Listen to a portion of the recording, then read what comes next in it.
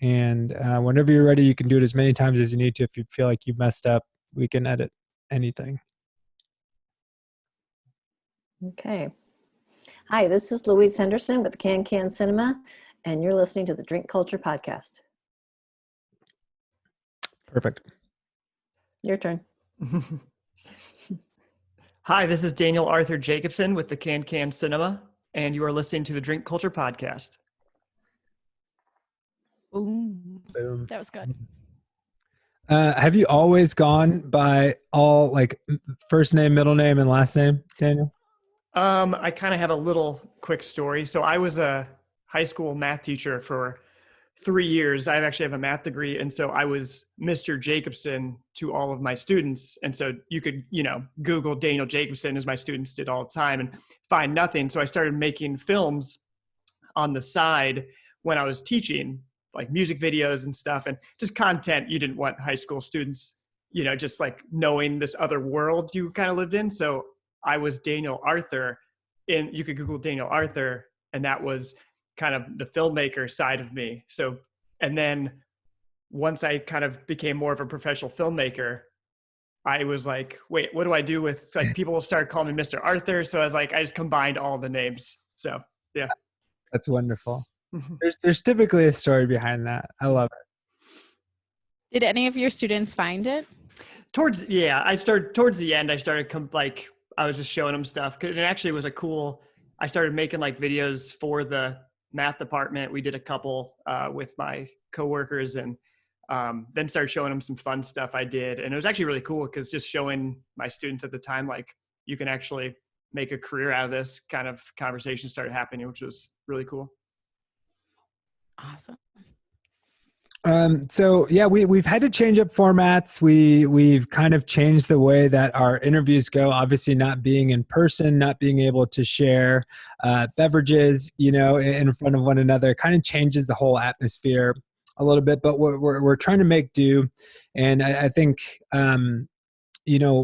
especially with the times that we're in right now, one of the things that you're seeing is these people that we talk to, the businesses that they run or that they're helping run, that they own, have been heavily impacted. I think specifically with you guys, Haley and I were talking before we started recording that the week that everything went down was like the first run of these member parties, like grand opening parties that you guys were going to do, like the soft openings. So how has this impacted the Kan?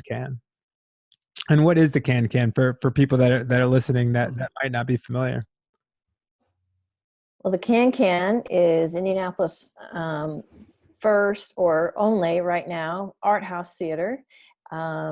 Most cities of any size have an art house theater, art house cinema, and that would be movie theaters that show films that are independently produced. You see a lot of them at film festivals and such, and a few come to town, but there's a lot that bypass the city. So the Kan, with its 3 screens, will be screening all manner of independent film, plus some local stuff as well. So that's what an art house cinema is. We were indeed just about ready to open. We were about to launch on about 8 days of soft open events, member events, community events, and the day before our very first event, we made the decision that we needed to shut down indefinitely, because we could see things were shifting so fast. So we had that tough conversation with everyone, and we're all now doing our best. On the cinema side, we're pivoting toward online, and we're really coming up with some great unique content available for our listeners, our audience, online. Dave? Yeah, we've been really lucky that, everyone's kind of in the same boat as we are when it comes to, restaurants, other cinemas across the country. So a lot of the independent distributors, because they're so nimble and they're not they can kind of react, have been really cool. They've been dropping digital versions of these first run films and offering it only to theaters. So you can rent it through our website, and then we actually get part of the proceeds. So it's been kind of making lemonade out of lemons, as they say, in this situation. And we've also wanted to offer free content as well, and so we're picking short of the week. We've had an opportunity to provide access to South by Southwest shorts. So whenever something free comes along, or again, from our own archive of short films that we like, we're trying to also pepper in free content as well as the paid. So no matter where you are in your economic life, you can find stuff on our on-demand channel. We also are doing a Friday at-home cinema live viewing party at 8 o'clock every Friday evening. We have people vote throughout the week on social media for a film that we all will watch together, a film that's on a popular streaming platform. We set up a private Slack channel, and through the course that, we all press play at 8 o'clock, and everyone then comments on the discussion through Slack as we are watching the movie together. It's just it's a community building opportunity, and we have found that it's just a really cool way to watch a movie if we're all at home and isolated. So that's been a fun innovation that we also were doing in addition to offering unique content. How does that change the experience of watching a film? Because you're obviously watching the chat, but you're like interacting with the film as well. Like, does it make you think about things differently because you want to have something like sharp to say or add to the conversation, or like what does that do for the experience? Luckily, I think a lot of films we've been picking people have seen before, so it's kind of becomes like you're watching it, but you're also like getting ready for a scene. So it's a lot of that. But we have had some cool people in the conversation that it's their first time seeing it, so it's always fun to have their reaction, or maybe someone has a tidbit to add to a scene, like, oh, when this was being filmed, this happened. And but yeah, totally, it is a unique way to watch, because when you're going to a movie, you're supposed to not talk, so the idea that we're like encouraging it is kind of a whole new ball game, but it makes it really fun. We're trying to pick movies specifically that kind of work well for that format.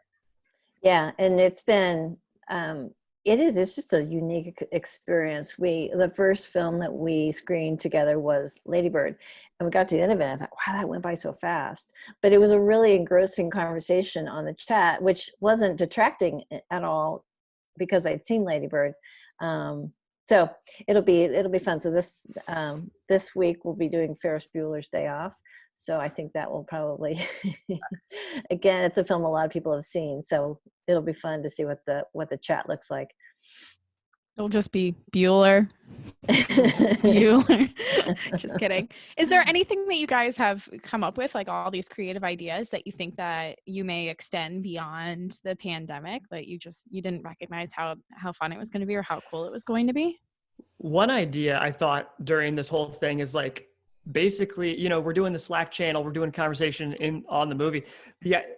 It's so interesting to be like, what if we did a film that was like conversation aloud, where it's more fun, and it's just like, you're having your cocktail, you're having your drink popcorn, but people can just laugh and talk, and like, it's like, this is a conversation aloud movie.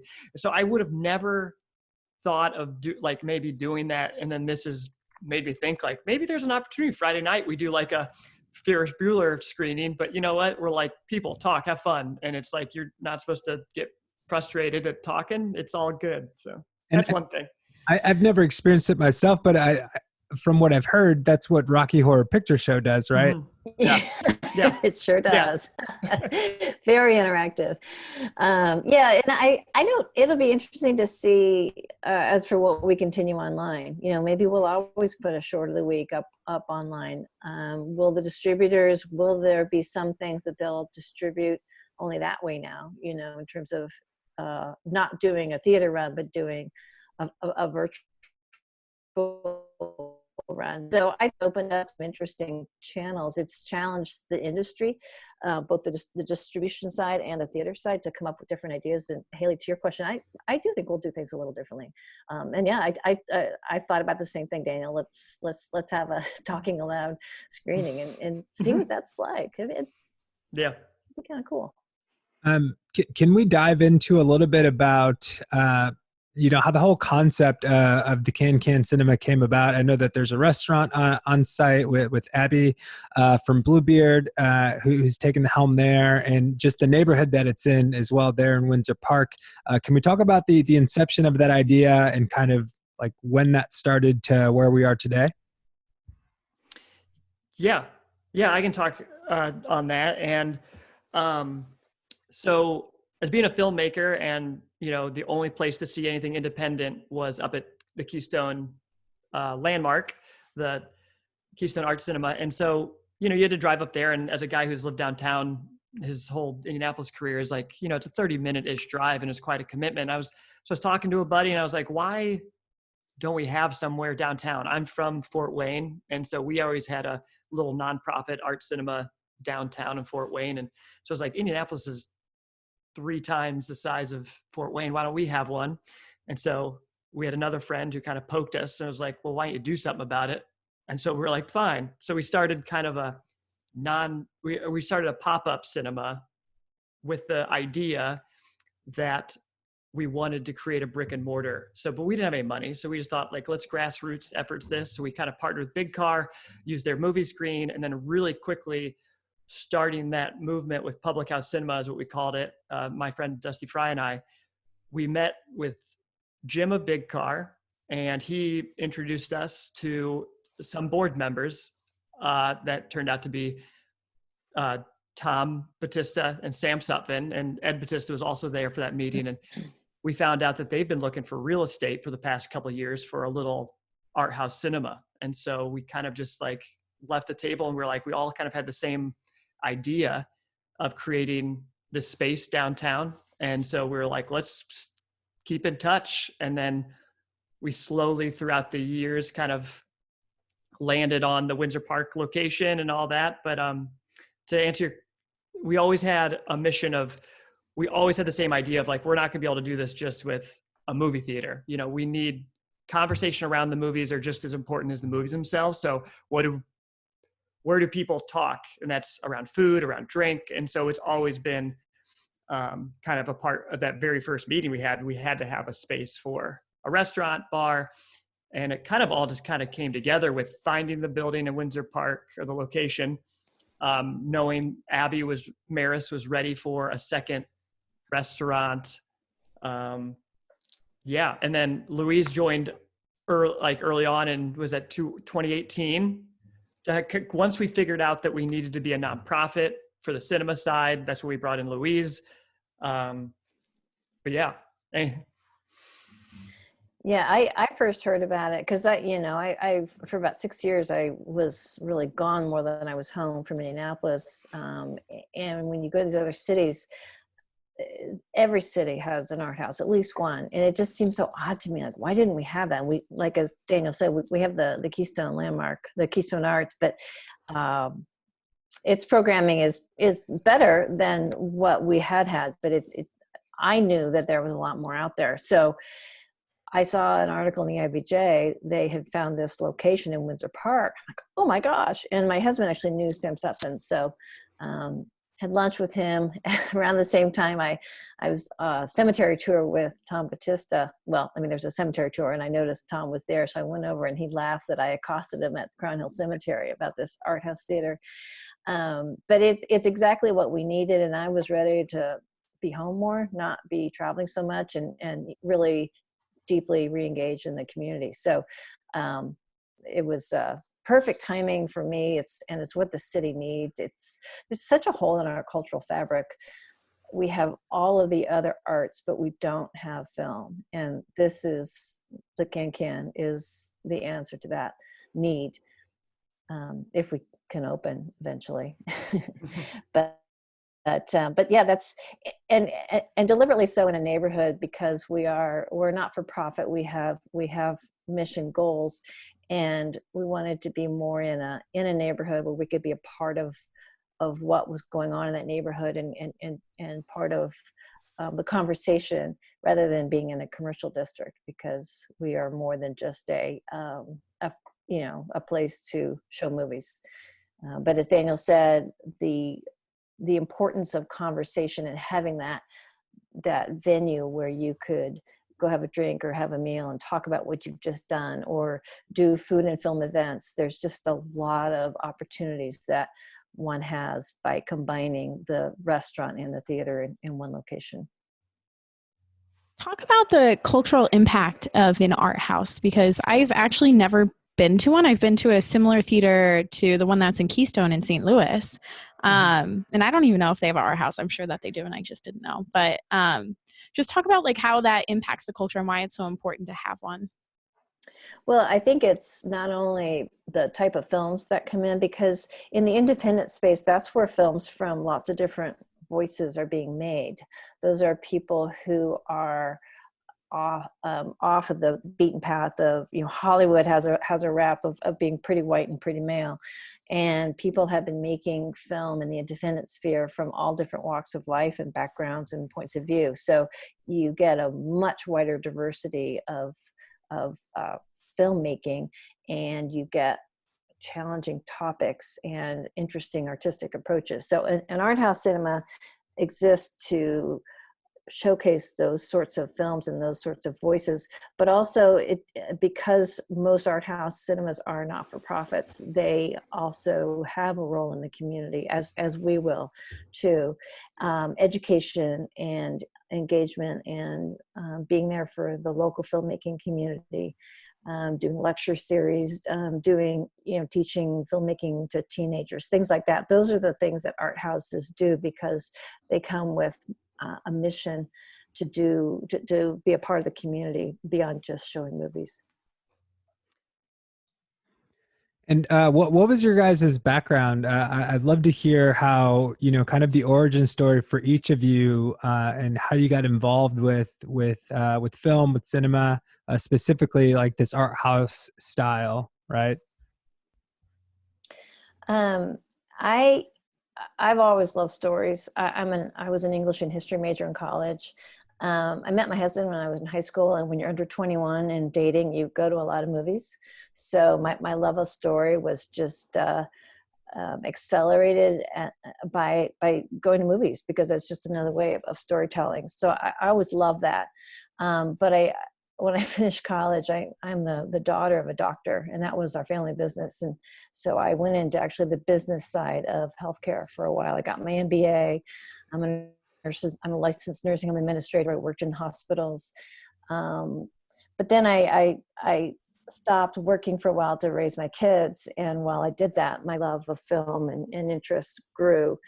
And actually, on a lark, we went to Sundance Film Festival in the early 2000s. And from there, it was like, wow. And I've gone every year since. I thought, well, I should get involved in my local film festival. So I just called up Heartland and volunteered. And one thing led to another, and I became documentary programmer. And then I went on staff and was vice president of operations and festival director. And then jumped to the other side and was a producer. I was a producer of several short films. One was shortlisted for the Oscars in 2016. So I had a really great experience on that side. So like I said, I traveled for about 6 years a lot, and just saw art house theaters in other cities, and knew that we needed one. But really, my love of film is storytelling. That's what it really comes down to. And I'm passionate about the kinds of stories that are getting made by people with all sorts of different backgrounds that will be programming. Yeah, I was I was lucky enough to grow up with photographer parents. So I was kind of always around kind of a creative household.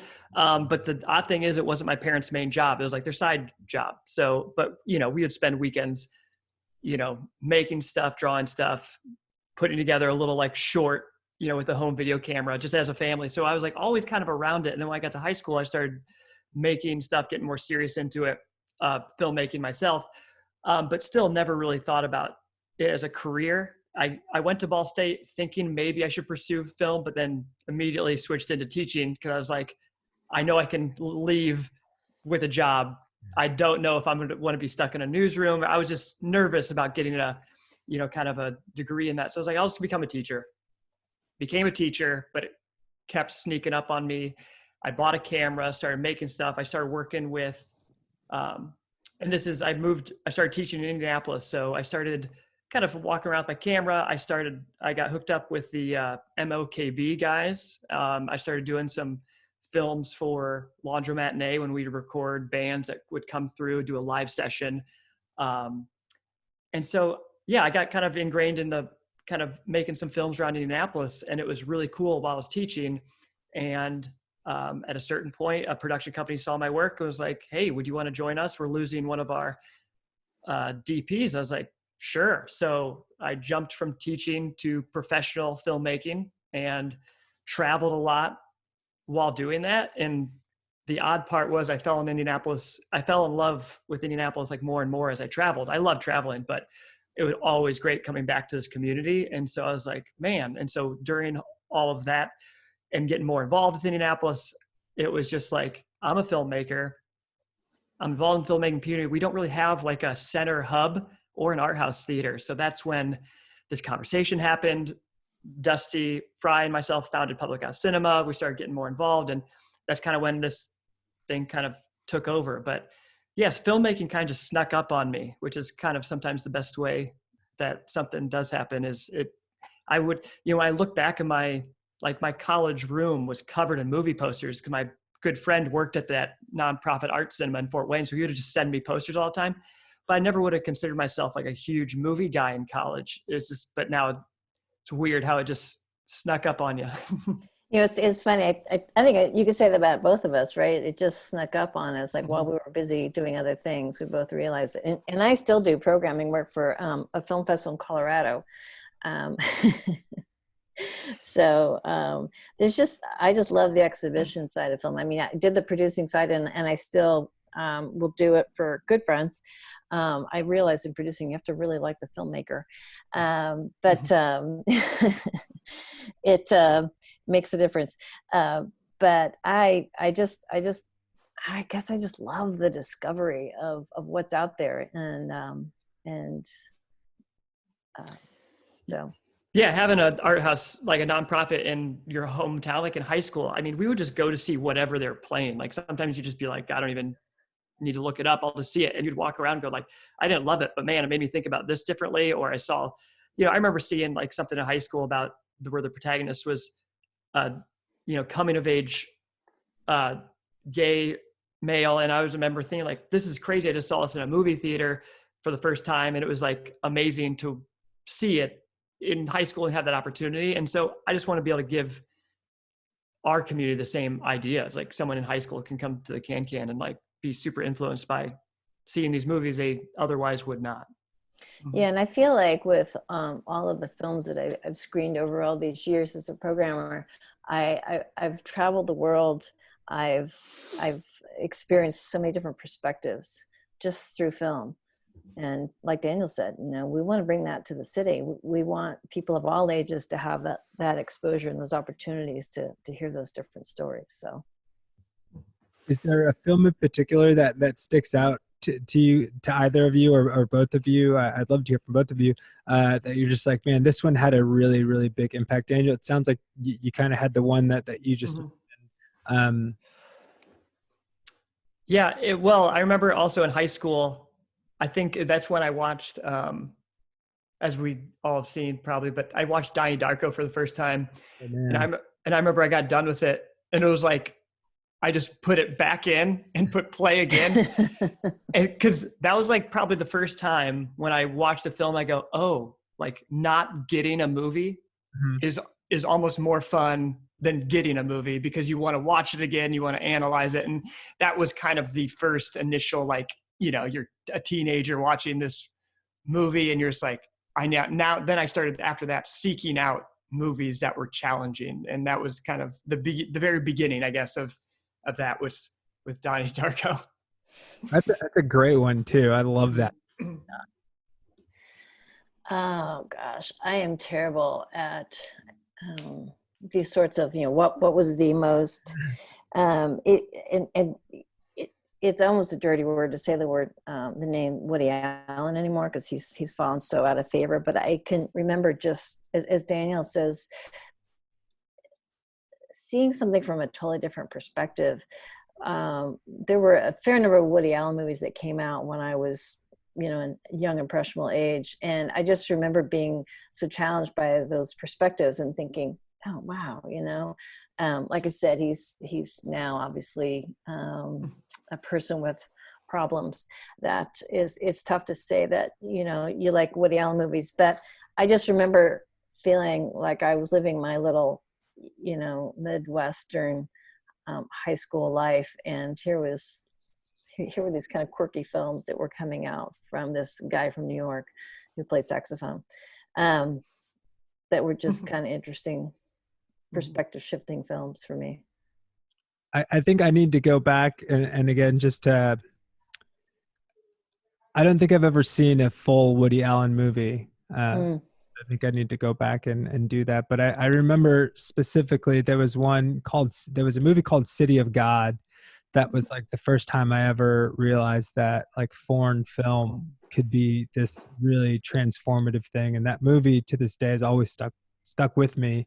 I just like, it's not that I resonated with those characters, but the people that were in there, you just kind of like were enamored with like what their story was. So like to your point of like storytelling through this medium, it was just such a powerful movie. Yeah, I saw that one at at college. And I remember that same thing. That's when I was starting to introduce more foreign films. And it was just like, to echo what Louisa already said, it's like, you got to not only like travel geographically, but then also like in a time period of Brazil's history, which is like crazy, and then also tell a compelling story. Yeah, I totally remember watching that one and having a huge impact also. It's interesting that you guys are talking about this, which I'm in my, maybe mid-20s now, I guess. I just had a birthday, but so movies are hard for me. And I don't know if I'm like in a minority in this, but you're talking about all these very like rich experiences, but those are typically pretty uncomfortable for me. And it also requires a time span or like an attention span of like 2 hours, which sometimes is really hard for me. And maybe that's a generational thing, but talk about like, what do you tell people in situations like me where I'm trying to think of like the latest movie that made me feel really uncomfortable, but just a lot of them that are culturally relevant or from people of disadvantaged backgrounds, like they're really sad. And to carry that weight for 2 hours plus however long you're thinking about it, I mean, that's just, sometimes that's a lot to ask where it's a Friday night and I kind of just want to, watch some Curb Your Enthusiasm and giggle for a while. So just like talk about that process of how you encourage people to, take that next step. I mean, film, like a lot of the art, is an empathy machine. And it is a well done, well written film brings you to the inside of someone that maybe is very different from you and gives you that opportunity to understand them and maybe walk a bit in their shoes. So, there's a lot of comedy, there's a lot of drama, there's a lot of pathos in any film and in any story because, we're human beings and we're a mix of things. So, for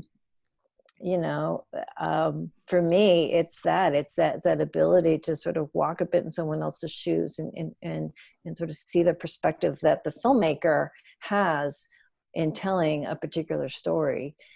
That's where the true art is. Yeah. And it's also like, if it's kind of like when you're recommending a band to someone, you're not going to give them the most experimental version of that band, you'd be like, check out this one. It's kind of their more poppy stuff. And then like, then the next route, then you go to this album. And then once you're ready, this one, because sometimes diving in, like if, us showing you City of God right now might not be the best trick to like, but there's some amazing films that are being especially produced right now that are like toeing the line of like comedy, but yet they're bringing in some darker elements and it's just working. So we hope that like, for someone like you, it's like you can come to the Can, like we're going to know these films and we'll be able to like hopefully guide people along a journey to have the same, like I was just, not everyone had that experience of watching movies or maybe, everyone has that older brother or that person that worked at the record store, that person that worked at the video rental store that kind of like guided them along this path. And so it's like, we just need to find those people and hopefully, yeah, we can hopefully be that person. So are you like a big TV? Do you watch like TV episodes and no big deal?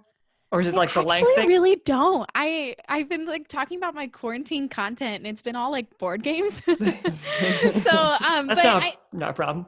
I've like tried to challenge myself to get into films, but again, it kind of goes to that attention span thing of I actually like being in a movie theater is sometimes suffocating to me. But that's not to say that I actually like am really excited about the Can because my dad's really into independent films and foreign films, and he shares a lot with me. It's just like it's never been my hobby, but I want to challenge myself to begin so that because I love it, taking in different art forms. So it's not like I'm a, Yeah. like, not culturally in tune with what's going on. It's just like, I want to know more of like, how do I actually watch film and, what is that first step? So We'll I'm glad to hear. We'll accept your challenge. Yeah, we will. Maybe, do a cinema 101. Yeah. What our goal in programming at the Can is because a lot of the films we'll be bringing into town you haven't heard about, and we want the audience to find their tribe, to look at the lineup and see a film that they feel appeals to them, but also that you'll trust the programming, that even though maybe you haven't heard of that film, we've not steered you wrong. You may not love every film, but you don't feel like that was just a waste of 2 hours either. Like you can find something in each film that made it worth the time and the investment. So I hope we can convert you, Haley, and become. Now, I love board games too, so I wouldn't want you to get too far away from those. But film is just there's just such a wide world of story out there, and the storytelling and the creativity that film affords a storyteller is the sky's the limit. And I have to say, I mean, not just in narrative and fiction film, but in the documentary space, there's been so much growth in our artistic, just an explosion in artistic presentation, even within documentaries. So that nowadays, if you see a film that just has a lot of talking heads, you're like, oh wow, that's kind of boring, because our standards have our tastes have been challenged even in the documentary sphere. So how does programming work at the Can? So I'm the programming director, but it's definitely a team of us. So it's Louise, we have Abby, and we kind of always are talking about what's kind of like, because we get a menu of what movies are being offered, and then it's our job to then select which ones are going to work for our audience and keep things unique. I guess just the example, we couldn't open, but our first slate when we were planning to open, we had First Cow, which still will get released later when we actually open, but that's a Kelly Reichardt film, and that's like a straightaway kind of, she's an independent filmmaker, she's awesome. But then also we had a Will Forte comedy, paranormal comedy that we had booked, a documentary about Bill Cunningham, a photographer in New York. And so we just that was a good example of all of us kind of talking about like, let's make sure we hit all these audiences and we showcase what we can offer. So we're kind of looking at distributors, talking about films we've seen, and then hopefully selecting a wide group of films. And then if they're doing well, we keep them at the Can, and then once kind of the audience sees them, we rotate them out.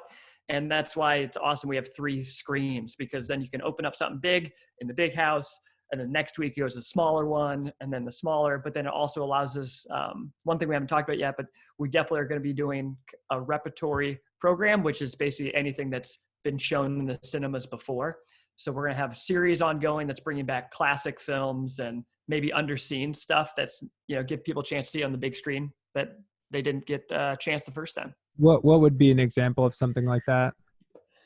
Oh, sorry, I just knocked my headphones out. So when we were opening, we're going to be doing a couple ongoing programs.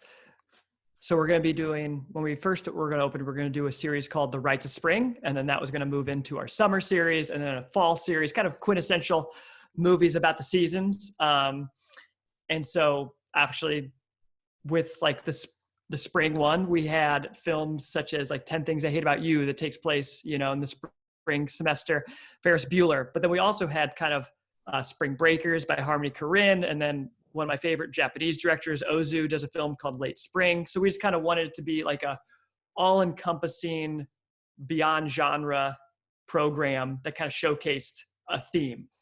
But then along with that, we'll be doing a partnership with the Vonnegut Memorial Library, and we'll be doing a once-a-month Vonnegut screening, just kind of films in his ethos of who Kurt Vonnegut was, and we're calling that So It Goes.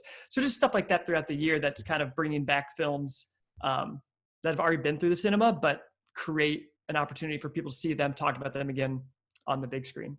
That's really cool. And can we just for 1 second give a shout out to Harmony Korine? That guy is insane. I went on a like deep rabbit hole of the internet.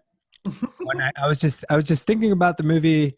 I was thinking about the movie Kids for some reason, and I was like, man, I remember he had made this like short film where he ended up like he was going out and getting beat up on purpose, and like his shin got broken or something, or maybe at the point that was just like the lore that was going around, and you couldn't really Google everything at the time.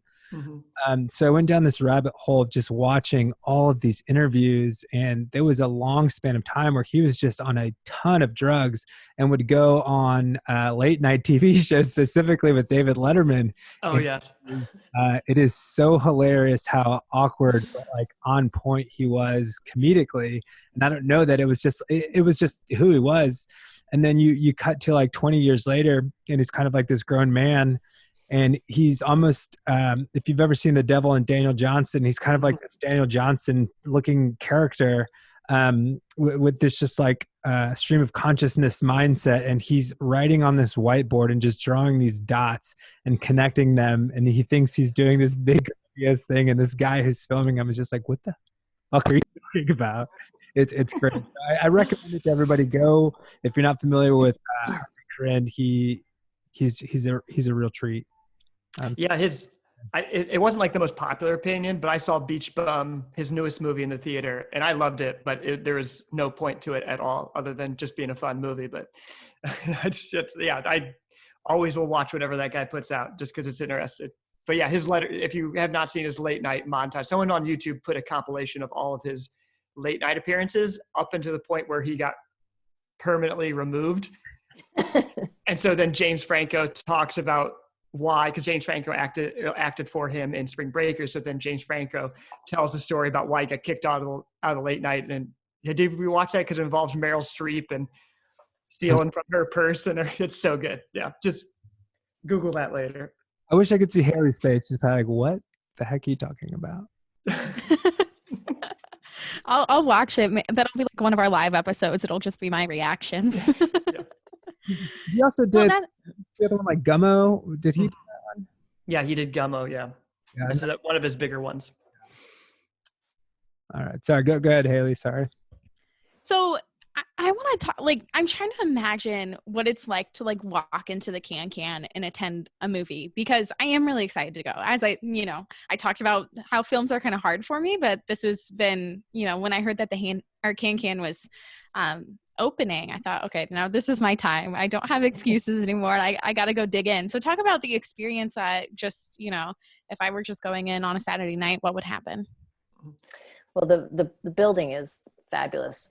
Initially, it was the property had a church that they were going to renovate, and because the Batistas and Sutphens, that's what they do. They renovate and restore older buildings. Unfortunately, the foundation on this building was not great, so we had to knock down. So, long way of saying it's a brand new building, and everybody comes in, one door, whether you're coming for the restaurant or the theater. Just a beautiful space, really big windows, beautiful colors, a more modern feel to it. So you've got your box office and concession stand just to your right, but straight ahead of you is this gorgeous bar. and on into the restaurant. So we do reserved seating. So really best if you just do it online ahead of time and, get your ticket and reserve your seat, but you can come to the box office, get your concessions, grab a drink from the bar, or if you want to grab a bite to eat beforehand, you can do that. And you don't have to worry about getting into the theater in time to get a good seat because you've got a reserved seat. So everything's open 11 to 11. So you could grab a bite before, you can grab a bite after. Like I said, you can bring your drinks and your concessions in. We're not a dine-in theater. You bring your drinks and your concessions in, but the restaurant is on its own. So we have 3 gorgeous theaters, different sizes. One's got 35 seats, one's 45, and one's about 145. So 3 different spaces, and we will have a micro cinema that will be coming online here eventually as well. So what is a micro cinema? it's very small. We'll probably have about 12 seats, but it'll be, a screen, a projector, and it's kind of cool.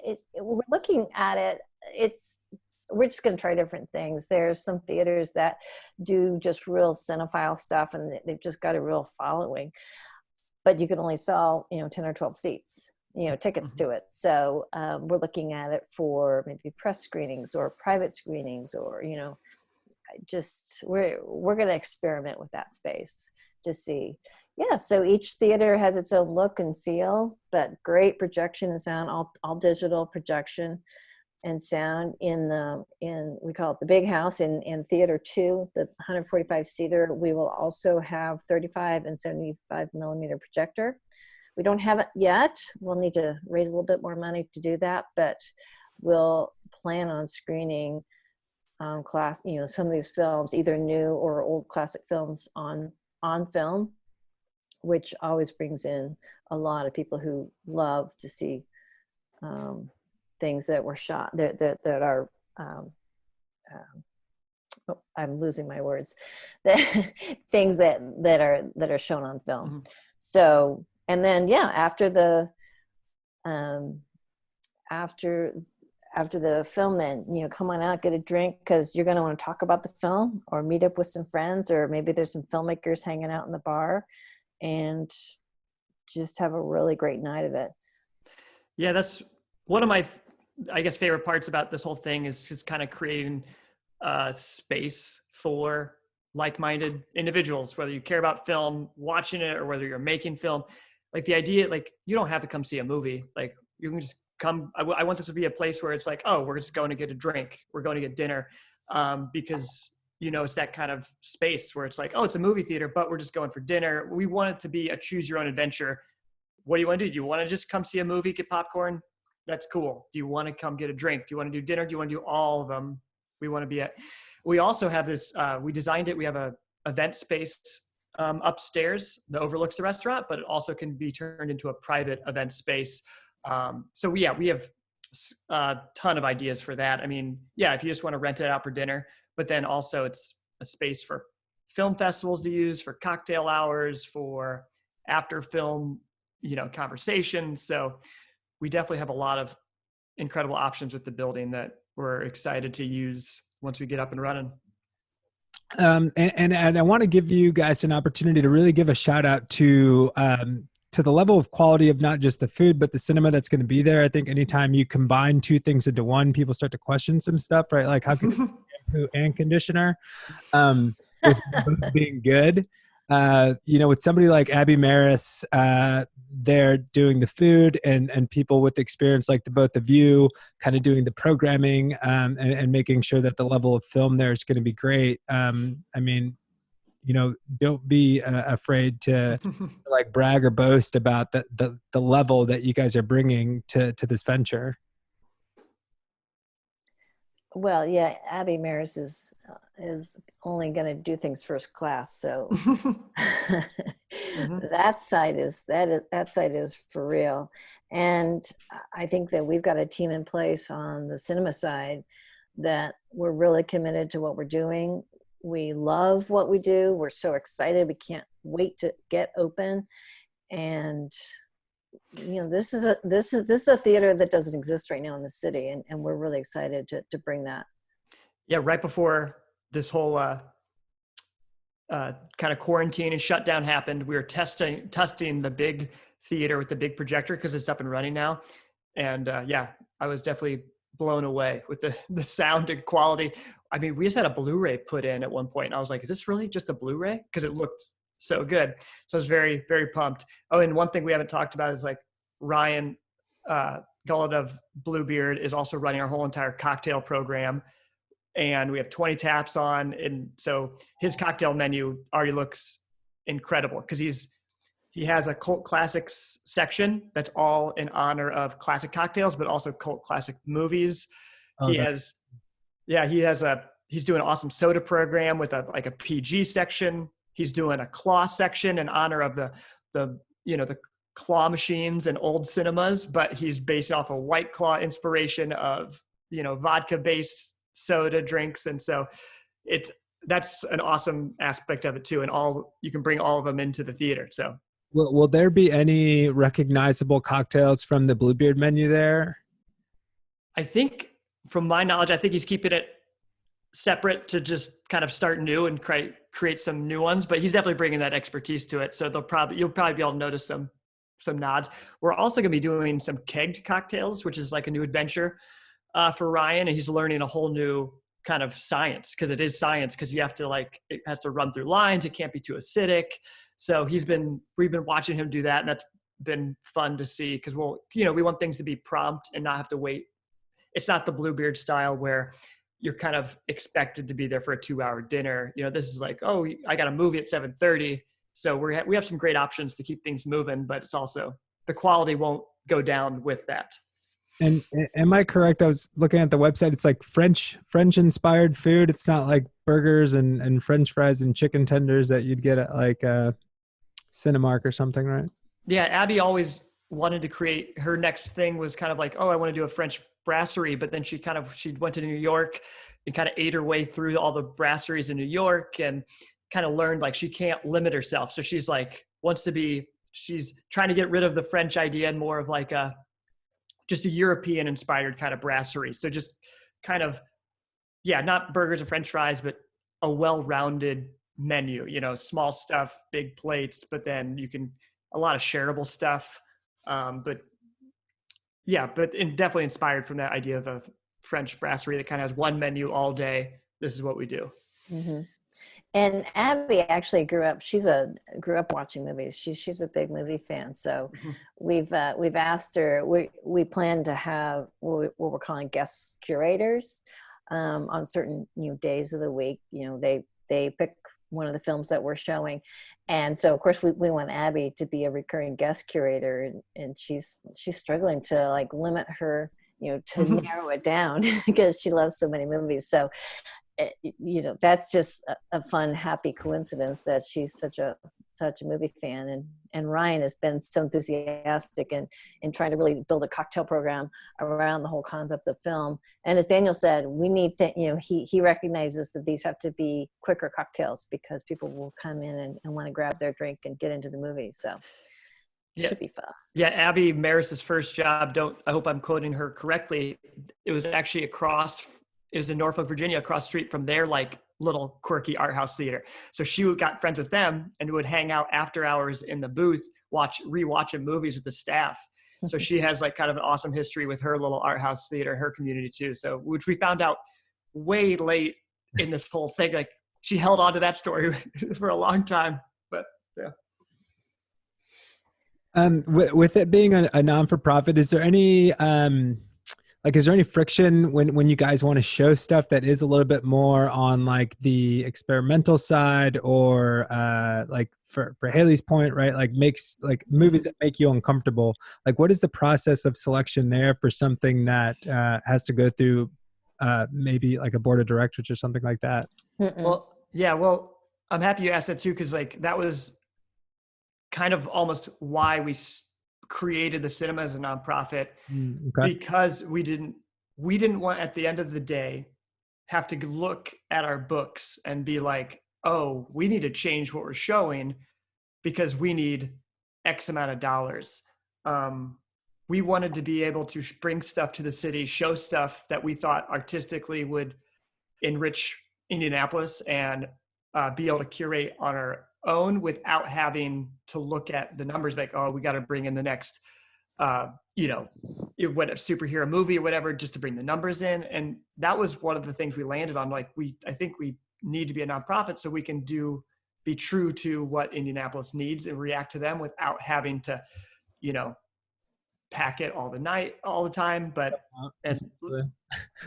yeah, so the not-for-profit nature of it has nothing to do with the programming philosophy at all. And as Daniel said, it actually gives us, and our founders are soundly committed to that, and the artistic freedom of just picking just the coolest stuff out there and bringing it to the city.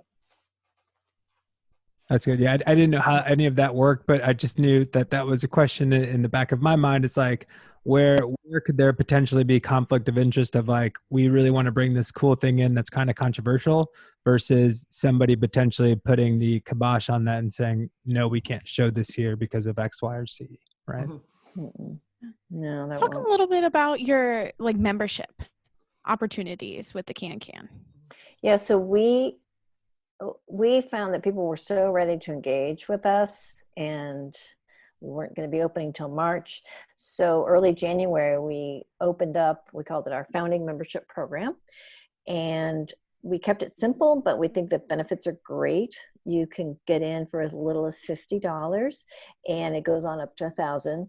There's 4 levels. And it's just an opportunity to engage with us, support us, but also get great benefits. So at the $50 level, obviously you'll get invited to member events, and you'll get in on all the special member only things, but you get 2 free tickets that you can use anytime during the year. You go on up to the we do it's by film level. So Super 8 is the $50, and then 16 millimeter is our $150, 20% off your admission. Free popcorn, and then you go up to 35 millimeter, and that's $300, and you get free admission to all regular screenings and free popcorn. And then the $1,000 will have a few extra perks, special dinners and things through the year. But that's kind of getting into more philanthropic, a little bit more of a donation aspect to that. So we really think those are great benefits. We had an overwhelming response. We had about 850 people join. Wow. We've increased since then. Even during our quarantine time, we've had probably 25 more members sign up. Each membership is good for a year, and that year will start on the day we open. So anyone who buys now, the time clock doesn't start ticking until we actually open. And you get some great benefits, and you're also supporting the Art House Theater. Mm-hmm. Yeah, it's really helped us out in this quarantine time, actually, because we've had to postpone the idea that we still have, thank God for our members that signed up, because we now have financial means to kind of keep us moving and can work on some projects without, worrying about the numbers right now, which is very thankful to them. Yeah, really thankful. But also because we are committed to being a part of the Windsor Park neighborhood, we are offering free Super 8, the basic level membership, to all of our neighbors. And we mailed out a card to addresses in our area. And as part of our opening week, we were going to have a day where all the neighbors could come in and redeem their memberships by bringing their postcards. So we've asked them to all hang on to that, and we will make good on our offer to give everyone a free membership. They also get 50% off of an upgraded. Mm-hmm. So we really want to put some meat behind our intention, our stated intention of being, supporting the community and being part of the community. We really want people to feel like this is their theater right in their neighborhood, because that's what we are. That's why we're there. Haley, is there any other questions that you have before we kind of move on to some rapid fire? I feel good. This has been great. I'm actually like, oh man, tonight I'm going to go watch a really cool movie and be really excited about it and change my mindset. That's a list of some of my favorites. Yes, please. I need somewhere to start or I'll end Yeah. up on like House of Cards or something. There's too much out there right now. It's like you never know where to go. Is there anything that we haven't asked either of you that you want to make sure that our audience, anybody that's listening, knows? We talked about, go ahead, Daniel. I was just gonna say location, because some people are like, where the heck is this place at? And so once you find it, it's like totally makes sense. You're like, whoa, this is like an amazing little location. But it is, so it's in Windsor Park, which is north of 10th Street, north of Woodruff Place. That is technically, so if you're in Woodruff Place, a lot of people know where that's at. If you're north of that, across 10th Street, that is Windsor Park. We are basically an extension of the CCIC. Like if you just keep going along the CCIC where, Center Point Brewing, 8th Day Distillery, you keep going, you see Face Animal Care Clinic, and then all of a sudden you go over a little bridge, there we are, right across from Spades Park Library is right there.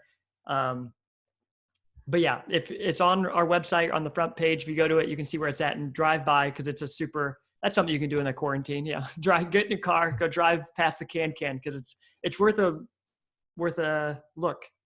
Yeah, and I always tell people if you're coming from the north, you come down College, you hang a left on 16th Street, it dead ends, you go right, you go under the highway, over the railroad bridge, and there it is. Mm-hmm. And as Daniel said, like, you've probably never been there, but once you're there, you're like, oh yeah, right, I know just where this is, and getting here is going to be really easy. Yeah. So yeah, that's helpful to say. The other thing is, we sort of talked about it, but in this time of closure, we have developed a pretty robust online Can on Demand. So we really encourage people to check us out. We keep changing the selections of free and paid content. So you have to keep coming back and checking us out and seeing what's there. And any ticket you buy to a film, this is all unique streaming content, not available on Netflix or Amazon. Anything you buy, we get a portion of the proceeds. So you're getting a great first run independent movie experience, and we're benefiting a bit from you doing that. So we really want to push Can on Demand and the at-home cinema, and all of that is on our website, cancanindy.com. And you can follow us on social too. With the K, guys. That's Kan. Yeah, that's right. Kan. In honor of Vonnegut. When we were talking to Chris Lefebvre from the Vonnegut Museum, we were kind of just talking about how many things in Indianapolis have like a little like a nod to Vonnegut, and it's insane. Yeah. How many restaurants or bars or menu items are all named after Vonnegut things? It's wonderful. We didn't go into this because, Ed and Tom did Bluebeard. We had no plan of kind of doing that. And with working with our team, Matinee Creative, we all kind of brainstorming, and this one just kind of rose to the top accidentally, and it just worked. And so we were like, well, I guess we have to. Another Vonnegut themed name. We just thought it was a fun name. It was easy to remember. And the way I like to look at it is we're serious about what we're doing, but we don't take ourselves seriously. And of course, we just love the whole visual theme that Matinee helped us develop. And it's hard to forget the Can. No, I love it. And I love all the marketing and graphics. It's always so delightful to see on social media. I was just scrolling through now, and it's the colors, everything is very fun. Yeah. Thank you. Yeah. It was really fun developing all that. It was just fun to see it come together. For sure. All right, Fabian, are we ready for some rapid fire? Yes. So I'm hoping that I don't catch you guys off guard with this, but so the Oscars, right? I think it's a great opportunity to kind of get some good mainstream with a little bit of independent flair in there. So If we take a look at the nominees and the winners from the 2020 Oscars, do you guys have a couple of favorites, maybe top three from movies that won or that were nominated that people can go out and watch? That feels like forever ago. So you're talking, well, I mean, Parasite definitely I thought well deserved. Parasite was probably the best movie last year. So love that one. I'm a huge Noah Baumbach fan. So he directed Marriage Story, which is with Adam Driver and Scarlett Johansson. So that's on Netflix. So watch that. I love that one. And then a film that got totally snubbed from the Oscars, Uncut Gems. Adam Sandler deserved a nomination for Oscar. Hands down. He deserved a nomination. He didn't need to win. But that's an abrasive movie, not recommended for everybody, but if you're up for it, Uncut Gems is incredible. Should have been up for some stuff. I love Jojo Rabbit and Little Women, which was just so incredibly well told. She just took a very classic story about which several films have been made, and just really, really thought about each character and their motivations and their relationships. I was really blown away by that. Yeah, Parasite was so just, you talk about new and different thinking. He deserved to win.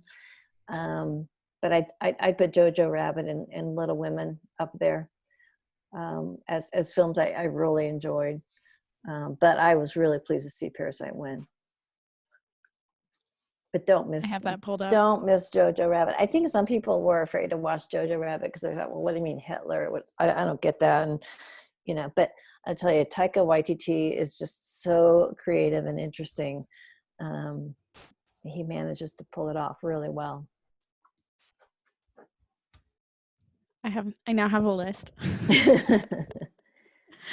Well, we might have lost Daniel a little bit, but so I'm gonna go with something that's pretty relevant to today, which is, what is your favorite quarantine activity right now?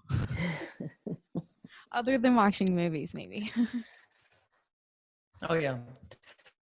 I have been blasting through Mario Kart 8 on the Switch. Luckily, my girlfriend has. I'm not a video gamer at all, but we've been getting super into that. And it's a nice break from just watching stuff because it's active. There's a goal in mind. We're now currently on the 200cc, which is the first time Mario Kart introduced 200. So that's what I'm doing. I love that. I love to sew, and I don't ever give myself time to do it. So necessity, I have a daughter who's a paramedic, so I have been sewing like scrub caps for her to wear to protect her hair. And then that branched into masks, which is what everyone seems to be doing. But so I have really been enjoying time sewing again. I love to sew, and I just don't let myself do it very often. So that's been kind of my fun quarantine activity, which sounds so, I don't know, home ec-ish, but yeah, I learned to sew when I was like middle school, and I just, aside from sewing Halloween costumes here and there, I just don't do it enough. So it's kind of fun. It's therapeutic. That stuff's therapeutic in this time, drawing or sewing, anything that's like kind of a little bit repetition. Yeah. Learning a new song on the guitar. I've been doing that a lot because that's just good to like go through repetition. Like that's just nice. And I think too, it's a finished product, a totally finished product that it's very satisfying to know that I started here and I ended here and look what I have. I love that feeling. Well, and it's productive to the current state too. So that's pretty cool. Mm-hmm. But if you could get me an inside source for some elastic, I would really appreciate it, because that's in short supply right now. Hair ties. I saw someone using hair ties to, I don't know. Yeah. Okay, we'll keep it on this relevant topic. we've all had our fair share, at least I'm assuming we've all had our fair share of Zoom meetings. So people have become somewhat intimate with the interiors of our homes. We're each coming from our own unique Zoom rooms. So I want you to talk about an item or something that's inside that room that means something to you or has some special meaning.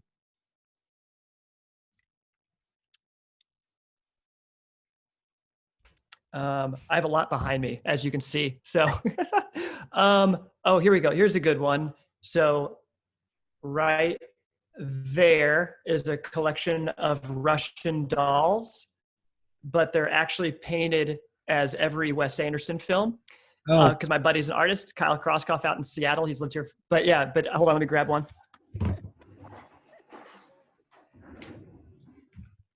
So yeah, the Russian nesting dolls, and then here's like Steve Zissou. There's Dargin Unlimited, and they go in the order. They go in the order of how the year he made them. So the smallest one is Bottle Rocket, and the biggest one is Grand Budapest Hotel. So That is so clever. yeah. I love it. I'm in my kitchen. I don't have an office in my house, and so the picture behind me is husband's room. My husband's parents moved when he was in college, and so his mom, decorated his room for him. And so she framed this photo, and it's from a roller coaster right at the top, just before you're ready to go down. So, I feel like my stomach is dropping just looking at it. Yeah, I know. People often comment like, "What is that, like a roller coaster behind you?" Photograph. So. I actually want one now. It's pretty cool. It's pretty cool. But I've got some little movie posters over here that have been up here for so long. Man on Wire, especially, which I love that film. And yeah, so. Okay, 2 more questions, Fabian? Yep. So if you weren't in quarantine, what's your secret spot in Indy other than the Can? I love Eagle Creek Park. I run out there, especially on Saturdays with a group of friends. I love going out on the causeway there, out into the reservoir. It's so cool out there. That's kind of my secret spot, to go out and work my run such that I run the causeway. Which loop do you do? Which running loop do you do? We have our own 10K loop that we do.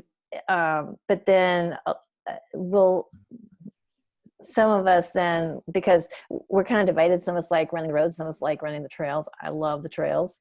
So I just, I do the 10K loop, but instead of heading back south to the 56th Street entrance, I'll just head, due west and go out onto the causeway and then follow the trails back.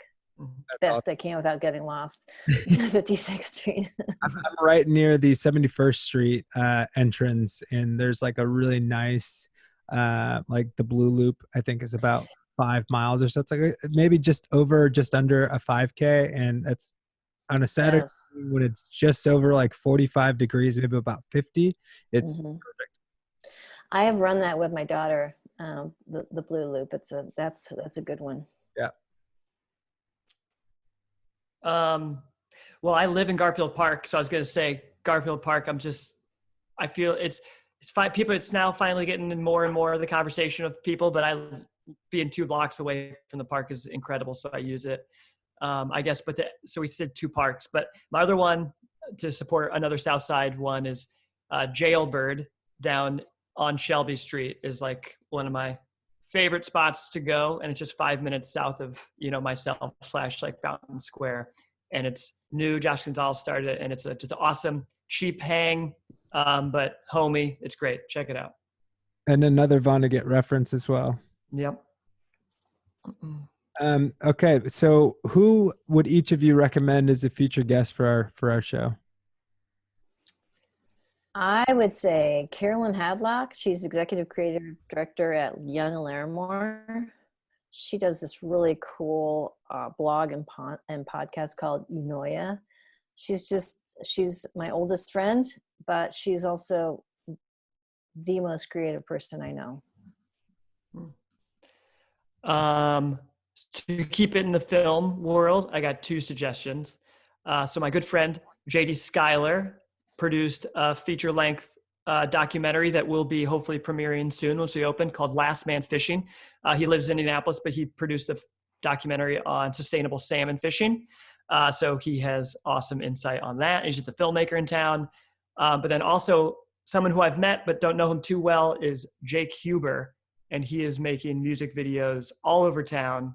He worked with Two Chicks and a Hammer, but he's incredible. He makes amazing videos for, Oreo Jones, Sirius Black, Kevin Crowder, some awesome, and they're just like top notch. Oh yeah, John Stamps just released a new one. So Jake Huber's like music video collection is incredible.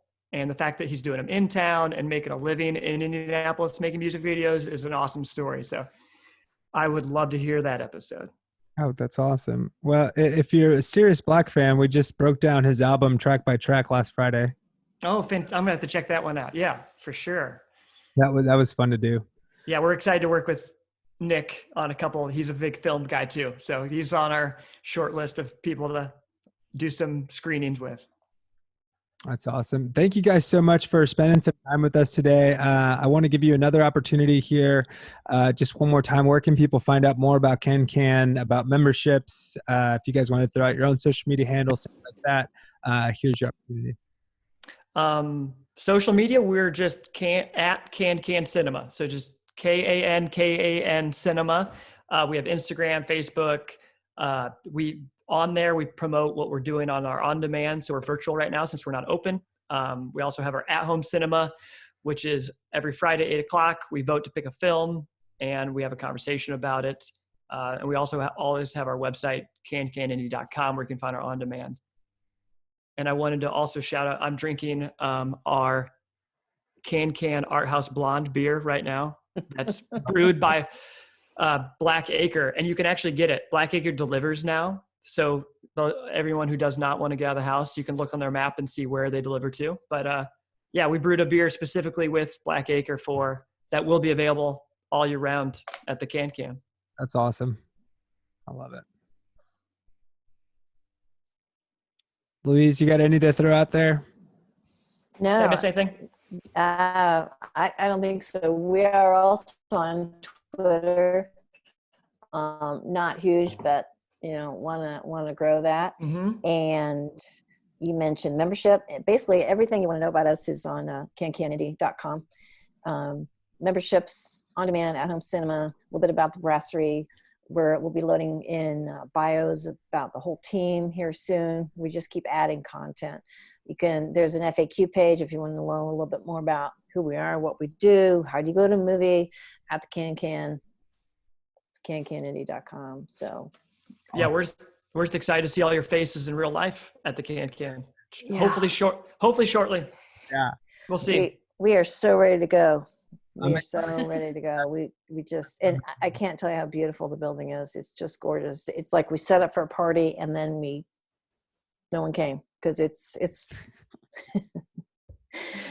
yeah, interesting karma that literally the moment we were about to open, this happens. But yeah, at least we were open for like a week and then had to shut down. It's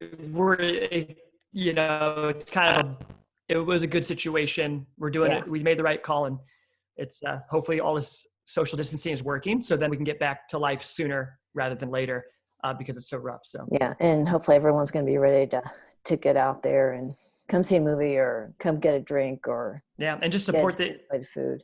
Yeah, and support the industry, because I know the service industry is hit so hard. So hopefully we can get up and running and get that engine going again.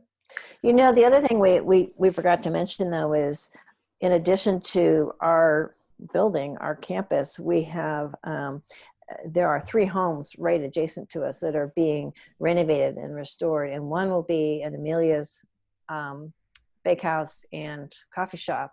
So it'll have a full coffee service, the bread, the pastries, but also sandwiches, salads, beer, and wine. So that'll be really cool, and there'll be indoor and outdoor seating. And then next, the other two houses will be local businesses. One is going to be Martha Latta, who lives like 2 doors away. She'll have her screen printing business in there, Sunday afternoon housewife.